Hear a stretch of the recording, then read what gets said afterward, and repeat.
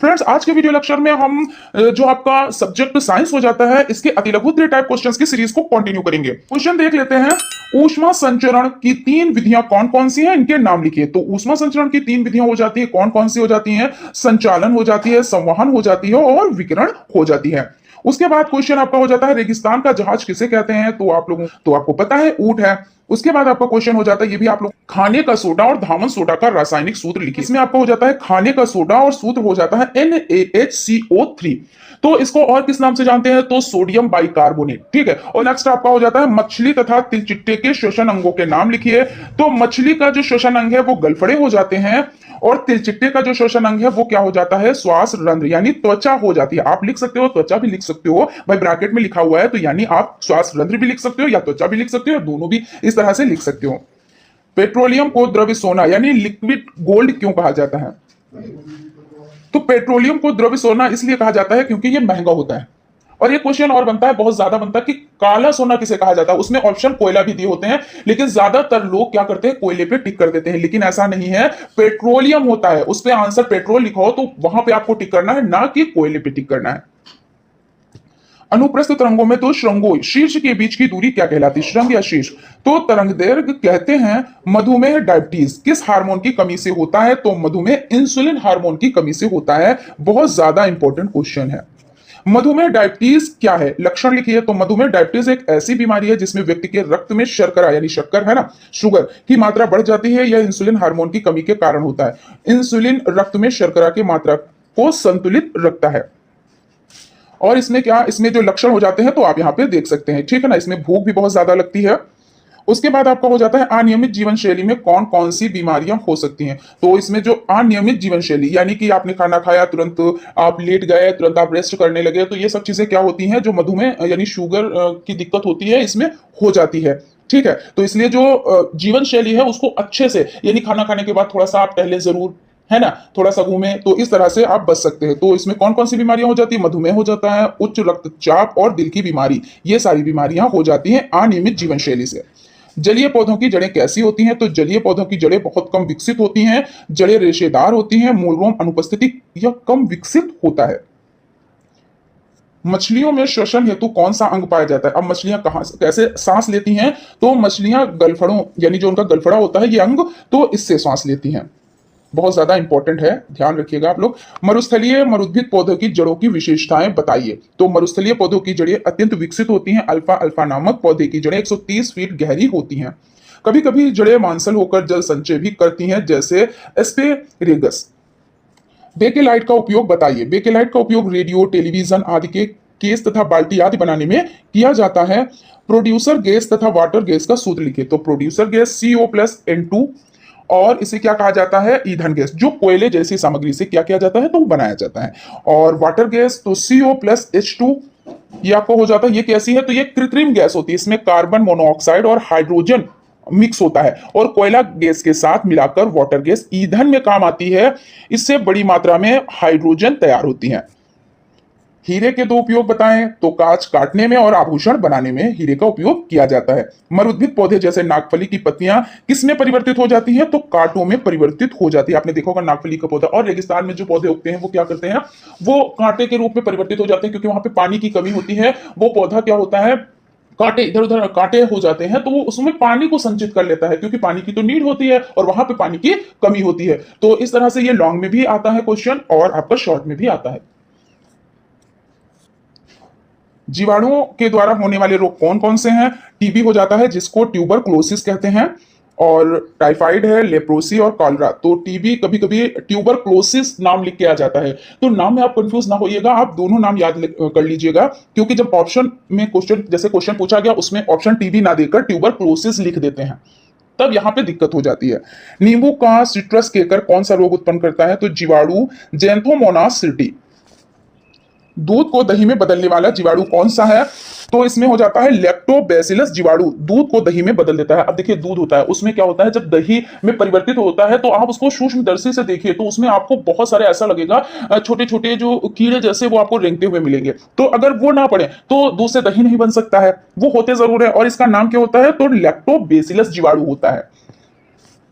लाभदायक जीवाणुओं के नाम बताएं। जैसे कुछ जीवाणु होते हैं जो खतरनाक होते हैं, बीमारियां पैदा करते हैं, और कुछ क्या होते हैं जो लाभदायक होते हैं, फायदेमंद होते हैं, है ना। तो इसमें आपका हो जाता है राइजोबियम, लेग्यूमिनोसेरम हो जाता है, नाइट्रोसोमोनास हो जाता है, नाइट्रोबैक्टर हो जाता है, और लैक्टोबेसिलस हो जाता है। तो ये सब क्या है, ये हमारे लिए फायदेमंद होते हैं।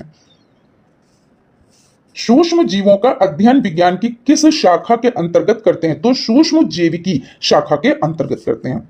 सूक्ष्म जैविकी के पिता का नाम इंपॉर्टेंट हो जाता है, एंटोनी वॉन ल्यूवेनहॉक सूक्ष्म जैविकी के पिता हैं। नाम आप लोग याद रखिएगा। विषाणुओं यानी वायरस द्वारा फैलने वाली बीमारियां कौन कौन सी हैं? तो यहाँ पे देख लेते हैं। पोलियो हो जाती है, एड्स, डेंगू ज्वर, इन्फ्लुएंजा, चेचक, छोटी माता, गला सौंध, खसरा, ट्रेकामा, पीलिया, जिसे हेपेटाइटिस भी कहते हैं। अब पीलिया आ जाए या हेपेटाइटिस ऑप्शन में, तो आप यहाँ पे टिक करेंगे, ठीक है। इसकी हम ट्रिक आपको बता देंगे, जैसे विषाणुओं द्वारा और जीवाणुओं द्वारा, क्योंकि इसमें बड़ी कंफ्यूजन रहती है। तो ट्रिक से आप लोग अच्छे से याद कर पाएंगे। सरल लोलक के डोरी की प्रभावी लंबाई L एवं गुरुत्वीय त्वरण G में संबंध बताएं। तो T is equal to 2R वर्गमूल L अपॉन G हो जाता है। नेक्स्ट क्वेश्चन है, चंद्रमा पर गुरुत्वीय त्वरण G का मान पृथ्वी के गुरुत्वीय त्वरण G के मान का कितना गुना होता है? तो 1/6 गुना होता है।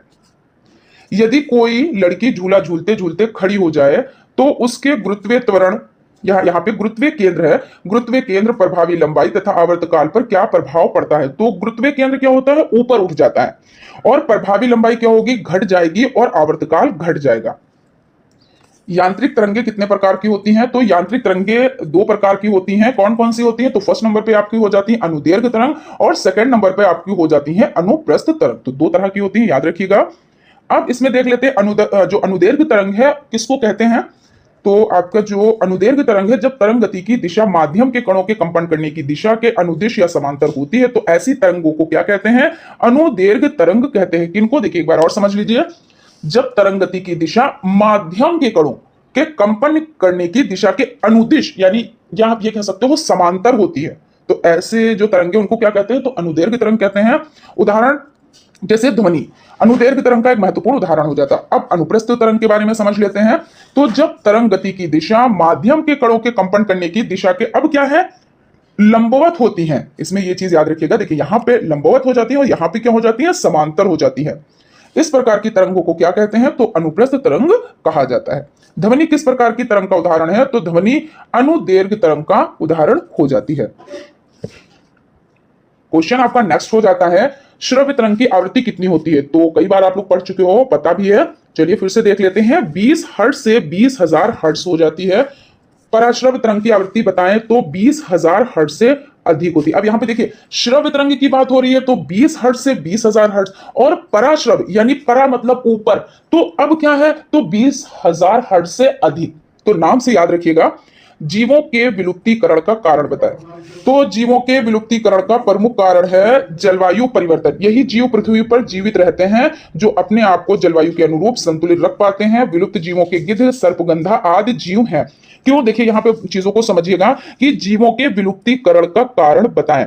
अब जैसे कि कोई जीव है वो नहीं रह पा रहा है, जैसे जैसा माहौल होता है, जैसे कहते हैं उसके अनुकूल ढल जाना। अब कुछ उसके अनुकूल नहीं ढल पाते हैं, तो जो नहीं ढल पाते वो जीवित नहीं रह पाते हैं। और वही वाली बात, जैसे कुछ मनुष्य कहते हैं कि बहुत ज्यादा चेंजेस आ रहे हैं, बहुत ज्यादा जनरेशन में बहुत ज्यादा बदलाव आ रहे हैं, लेकिन क्या होता है, कुछ लोग क्या होते हैं उसको एक्सेप्ट करते जाते हैं। जैसे जैसे माहौल आता जाता है, जैसे जैसे, तो उसको एक्सेप्ट कर लेते हैं, यानी उनका जो दिमागी संतुलन होता है वो भी सही रहता है और जीवित भी वो रह पाते हैं। लेकिन कुछ लोग ये होता है कि बहुत परिवर्तन आ रहा है, बहुत चेंजेस आ रहा है, हम इसमें नहीं रह पाएंगे, यानी वो टेंशन में भी चले जाते हैं, डिप्रेशन में भी चले जाते हैं, प्लस क्या होता है, जीवित नहीं रह पाते हैं।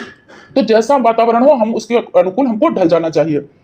तो ये चीज हो जाती है। और यहाँ पे क्या है, कौन कौन से हैं, तो विलुप्त जीवों में गिद्ध हो जाता है और सर्पगंधा आदि जीव हो जाते हैं। तो जैसे गिद्ध क्यों जो है विलुप्ति के कगार पे है, या गिद्ध अब क्यों नहीं दिखाई दे रहे हैं, तो ये लोग क्या है, गिद्ध को क्या कहा जाता है, सफाई कर्मी, यानी प्रकृति का सफाई कर्मी कहा जाता है ना। तो गिद्ध क्या करता है, जो सड़े, जैसे किसी की आकस्मिक दुर्घटना से मौत हो जाती है या कोई जानवर मर जाता है, तो उसको क्या करते हैं, वो खा लेते हैं। लेकिन क्या हुआ कि जो कीटनाशक दवाएं डाली गई, अब उनको क्या जानवरों ने खाया, अब वही दवा जो है गिद्ध को नुकसान कर रही है, तो इस वजह से गिद्ध नहीं रहे। और जो ये आपका हो जाता है सर्पगंधा, तो ये क्या है, ये पौधा है, तो इसमें जो इत्र होता है वो निकाला जाता है। और ये निकाला कहां से जाता है, जैसे तने से निकाला जाए तो भी पौधा जीवित रहेगा, फूल से निकाला जाए तब भी पौधा जीवित रहेगा, लेकिन जब जड़ से निकाला जाएगा तो पौधा क्या होगा, समाप्त हो जाएगा। तो कहते नहीं जो चीज कुछ जैसे इंसान हो या जानवर हो, उनकी अच्छाई ही उनकी मौत का कारण बनती है। तो इसका क्या हुआ, इसकी जो अच्छाई है वही इसकी मौत का कारण बन गया, और ये क्या है, विलुप्ति की कगार पे हो गया। उसके बाद देखते हैं कुक्कुट पालन के अंतर्गत किस जीव का पालन होता है। तो कुक्कुट पालन के अंतर्गत मुर्गी का पालन होता है। हरित क्रांति के जनक, वेरी वेरी इंपॉर्टेंट ये हो जाता है आपका।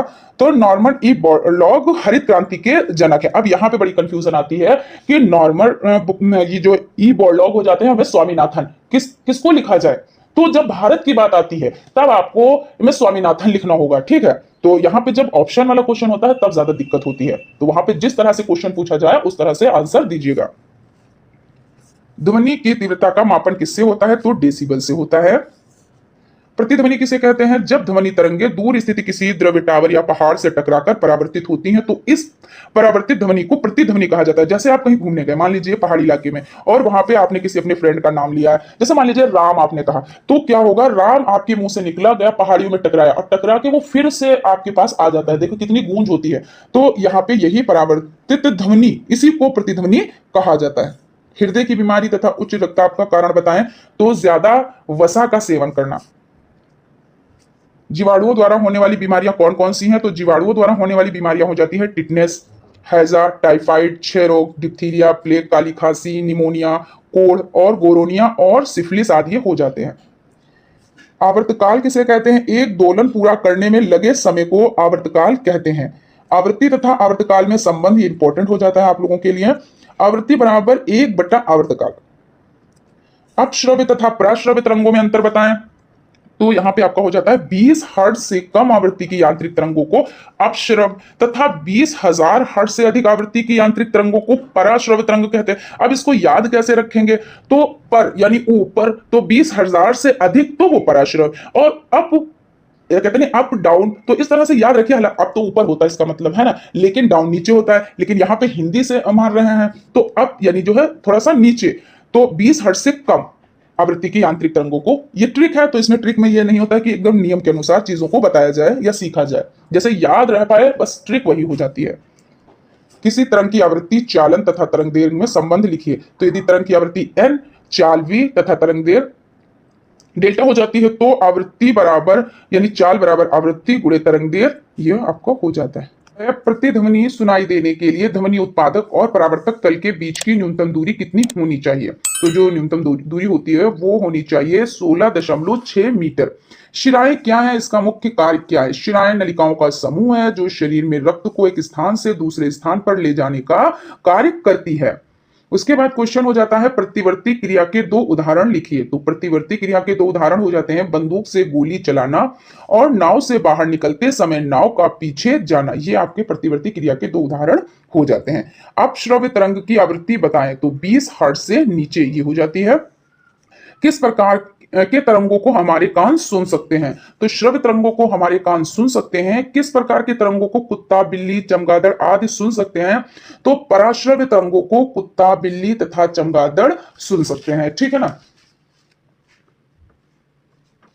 और आपका हो जाता है नेक्स्ट क्वेश्चन है, किसी पदार्थ में तरंग का संचरण होते समय पदार्थ के किस प्रकार की गति करते हैं, यानी जो पदार्थ के कण हैं वो किस प्रकार की गति करते हैं, तो सरल आवर्त गति। एक कंपन में चली गई दूरी को क्या कहते हैं, तो एक कंपन में चली गई दूरी को तरंग दैर्घ्य कहते हैं। वायु में कंपन के अधिकतम विस्थापन को क्या कहते हैं, तो वायु में कंपन के अधिकतम विस्थापन को आयाम कहते हैं। एक सेकंड में कंपन की संख्या को क्या कहते हैं, एक सेकंड में कंपन की संख्या को आवृत्ति कहते हैं। एक कंपन में लगे समय को क्या कहते हैं, तो आवर्तकाल कहते हैं, ठीक है ना।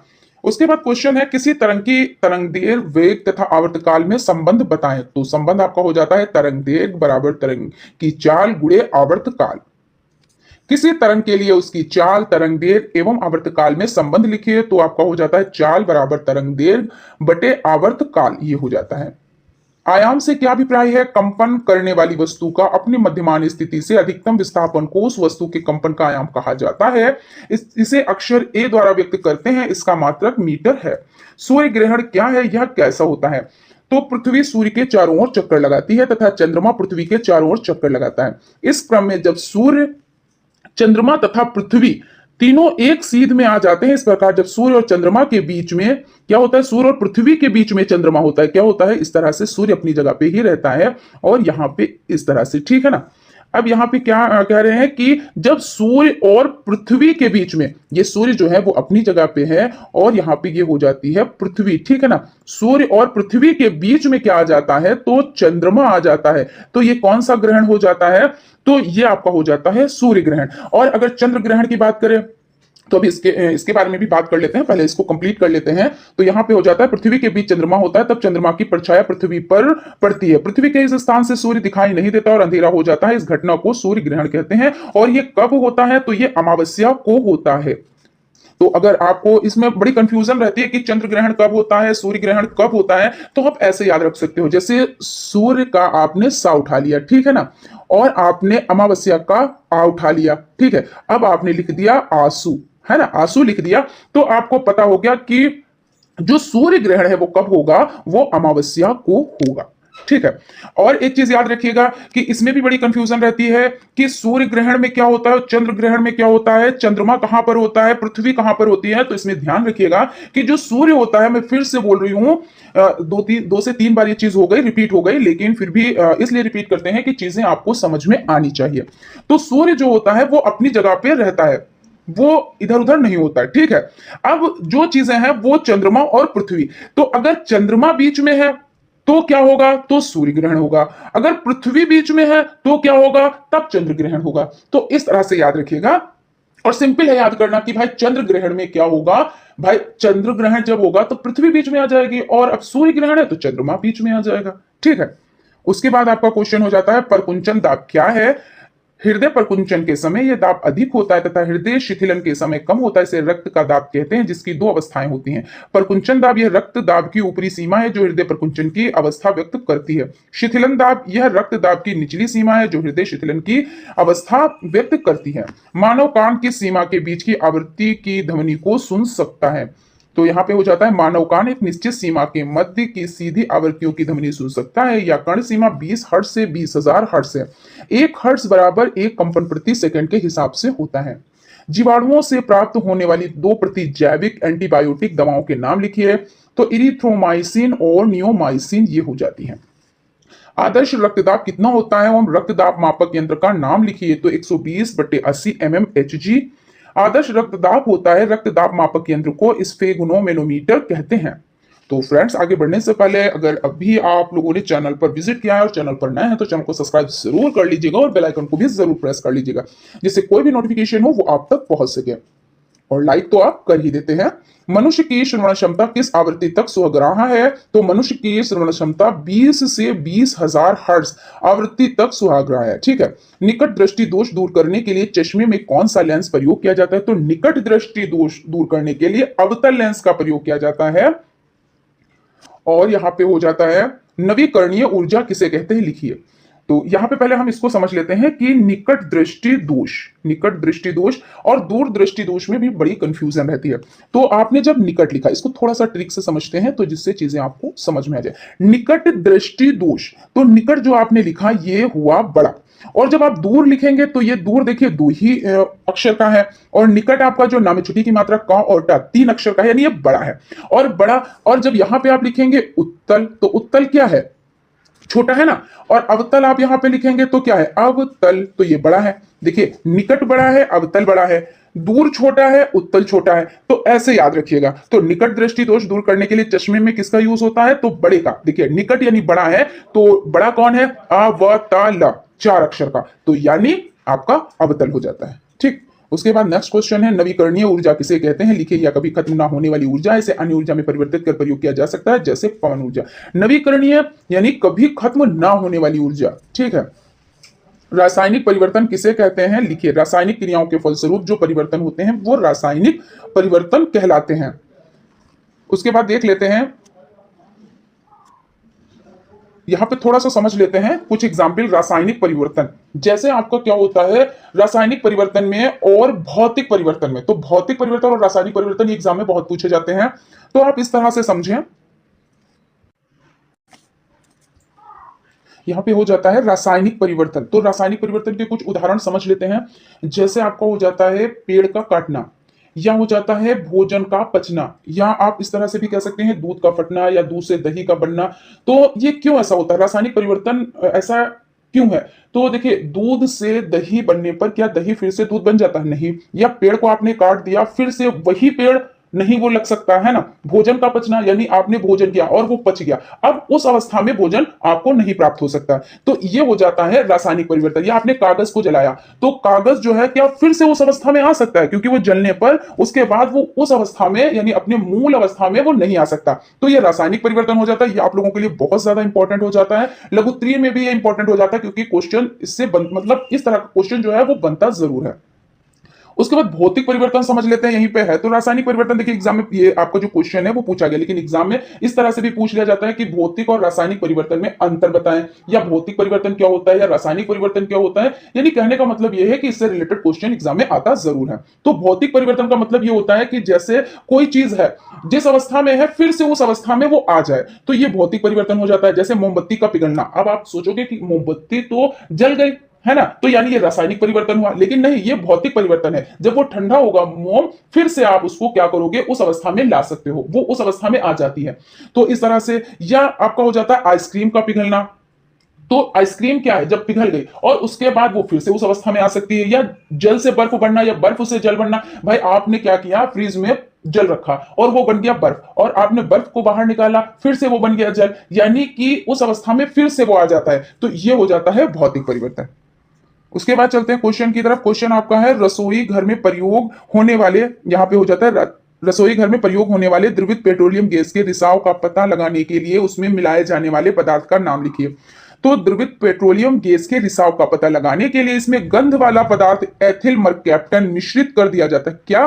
तो एथिल मरकैप्टन, याद रखिएगा इसको। एलपीजी मुख्य रूप से ब्यूटेन तथा प्रोपेन गैसों का मिश्रण होती है जो गंधहीन होती है। यानी ब्यूटेन और प्रोपेन क्या होता है, इसमें गंध नहीं होती है। अब इसमें रिसाव होगा तो आपको पता कैसे चलेगा? तो इसमें एक पदार्थ गंध वाला एथिल मरकैप्टन होता है, इसको मिश्रित कर दिया जाता है, जिससे अगर इसका रिसाव होता है तो आपको पता चल जाता है। और ये भी आपके लिए इंपॉर्टेंट हो जाता है कि जो एलपीजी गैस है वो किसका मिश्रण है, तो ब्यूटेन और प्रोपेन का मिश्रण है, याद रखिएगा। ठीक है, ब्यूटेन और प्रोपेन।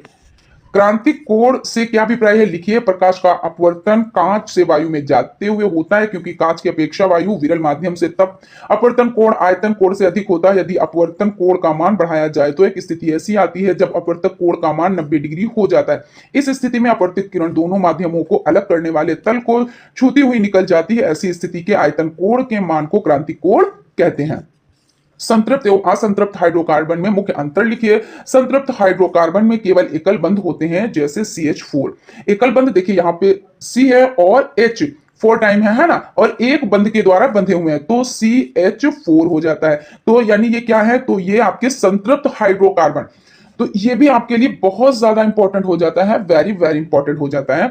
उसके बाद है जबकि असंतृप्त हाइड्रोकार्बन में ट्रिपल बंध या द्विबंध उपस्थित होते हैं। ट्रिपल बंध, अब यहाँ पे आप देख लें, C2H4 C2H2, तो C2 यानी C is equal to C और H4 यहां पे है, तो और यहां पे आप देख सकते हैं C2H2, तो C is equal to C यानी बराबर, और H और H इस तरह से ये असंतृप्त हो जाते हैं। किन्हीं दो खाने वाले अर्थात सब्जी के रूप में प्रयोग किए जाने वाले कवक का नाम कैथेरेलस और मशरूम है। इनको क्या करते हैं, तो सब्जी के रूप में प्रयोग करते हैं। वर्ण विक्षेपण क्या है, लिखिए। सूर्य का प्रकाश अथवा अन्य किसी स्रोत का श्वेत प्रकाश 7 रंगों से मिलकर बना होता है। प्रकाश की श्वेत किरण को विभिन्न रंगों में विभक्त होने की क्रिया को वर्ण विक्षेपण तथा विभिन्न रंगों के समूह को वर्णक्रम कहते हैं। इसमें रंगों का क्रम निश्चित रहता है। नेक्स्ट क्वेश्चन आपका हो जाता है दाब का एसआई मात्रक लिखिए। तो दाब का एसआई मात्रक हो जाता है न्यूटन प्रति मीटर, इसे पास्कल कहते हैं।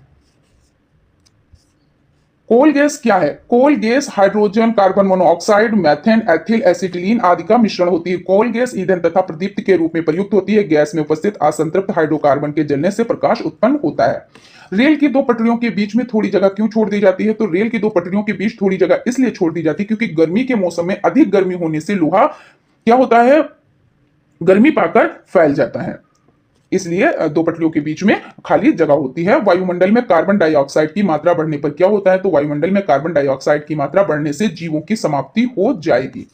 जड़ किसे कहते हैं? पौधों में पाई जाने वाली जड़ें कितने प्रकार की होती हैं? तो जड़ बीज के अंकुरण के समय मूलांकुर अंड द्वार के बाहर निकलकर प्राथमिक रूप लेता है, जड़ कहलाता है। जड़ दो प्रकार की होती है, मूसला जड़ और अपस्थानिक जड़। कैंची किस प्रकार का उत्तोलक है? तो कैंची प्रथम प्रकार का उत्तोलक है। पॉलिथीन बहुलक के दो उपयोग बताएं। तो पॉलिथीन का उपयोग वस्त्र, धागे तथा दरिया बनाने में किया जाता है।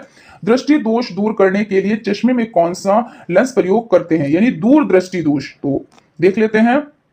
दूरदृष्टि दोष दूर करने के लिए उत्तल लेंस का प्रयोग किया जाता है। अभी देखिए ट्रिक बताइए कि निकट यानी निकट, देखिए एक बार फिर से रिपीट कर देते हैं। निकट यानी अवतल यानी बड़ा है, अवतल। और दूर यानी दा में बड़ों की मात्रा, दूर यानी छोटा है, दो हुर्फों में लिखा गया है, दो अक्षरों में लिखा गया है, तो उत्तल। तो ऐसे याद रखिएगा, ठीक है।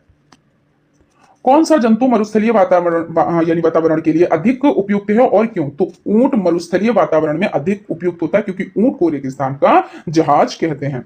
रेगिस्तान का जहाज किसे कहते हैं? तो ऊंट का यानी ऊंट जो है उसको रेगिस्तान का जहाज कहा जाता है। किसी गुब्बारे में हाइड्रोजन गैस छोड़ने पर वह ऊपर उठने लगता है, क्यों? कारण स्पष्ट कीजिए। या क्या कारण है कि किसी गुब्बारे को उसमें वायु से हल्की गैस भरकर छोड़ने पर वह ऊपर उठने लगता है? तो वायु से हल्की गैस का घनत्व वायु के घनत्व से कम होता है, अतः वायु के कारण गुब्बारे पर लगने वाला बल गुब्बारे के भार से अधिक हो जाता है, अतः गुब्बारा ऊपर उठने लगता है। तो इस तरह से यहाँ पे सेशन कंप्लीट होता है। आज का सेशन यही तक। तो फ्रेंड्स, आई होप आप लोगों को सेशन अच्छा लगा होगा, और अगर सेशन अच्छा लगा है तो प्लीज एक लाइक जरूर कीजिएगा, और अगर अभी तक आप लोगों ने चैनल को सब्सक्राइब नहीं किया तो प्लीज सब्सक्राइब कर लीजिएगा और बेल आइकन को भी जरूर प्रेस कर लीजिएगा, जिससे कोई भी नोटिफिकेशन हो वो आप तक पहुंच सके। Thank you.